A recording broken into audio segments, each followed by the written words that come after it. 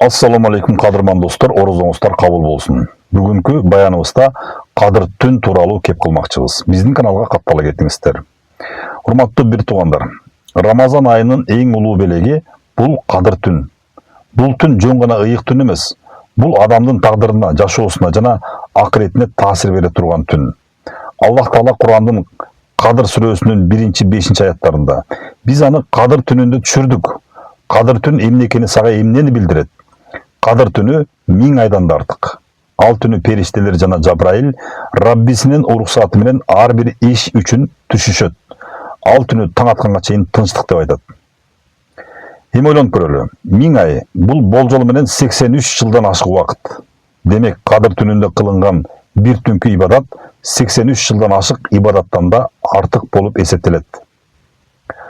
Пайгамбарыбыз саллаллаху алейхи вассаламдагы Бухари Муслимде эскерилгендей, ким Кадыр түнүн ыйман менен жана сооп үмүт кылып өткөрсө, анын мурунку күнөөлөрү кечирилет деп бул түндүн улуулугун айткан.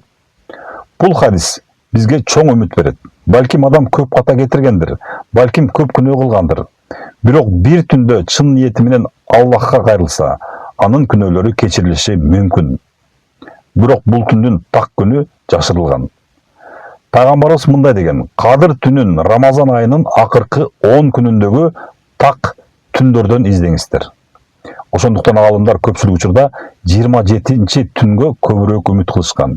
Бирок так белгиленген эмес. Бул Аллахтын хикматы. Эмне үчүн жашырылган? Себеби адам бир гана түн эмес, акыркы 10 күндүн баарын аракет менен өткөрсүн деген тарбия бар. Пайгамбарыбыз акыркы 10 күн келгенде түндөрдү толук ибадат менен өткөргөн, үй бүлөсүн ойготкон, ибадатты көбөйткөн. Демек, бул түн намаз окуй турган түн, Куран окуй турган түн, дуа кылчу түн, тооба кылчу түн. Айрыкча пайгамбарыбыз үйрөткөн дуа бар. Айша энебиз сураганда: "О Аллах, сен кечиримдүүсүң, кечирүүнү жакшы көрөсүң, мени кечир" деген дуаны айткан. Урматтуу агайын туугандар, кээде адам бир өмүрүн өзгөртө турган мүмкүнчүлүктү өткөрүп жиберет.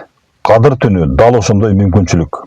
Балким бул түн күнөөлөрүбүздүн кечирилген түнү болушу мүмкүн. Дубаларыбыздын кабыл болгон түнү болушу мүмкүн. Тагдырыбыз өзгөргөн түн болушу мүмкүн. Ошондуктан Орозонун акыркы 10 түнүн кайдыгер өткөрбөйлү. Балким бир түн бизди Аллахтын ырайымына жакындатат жана акыретте чексиз бакытка себеп болот. Аллах Таала баарыбызды Кадыр түнүнө жеткирсин жана анын берекесин насип кылсын. Орозоңуздар кабыл болсун. Каналыбызга каттала кетиңиздер. Кайрадан көрүшкөнчө саламатта болуңуздар.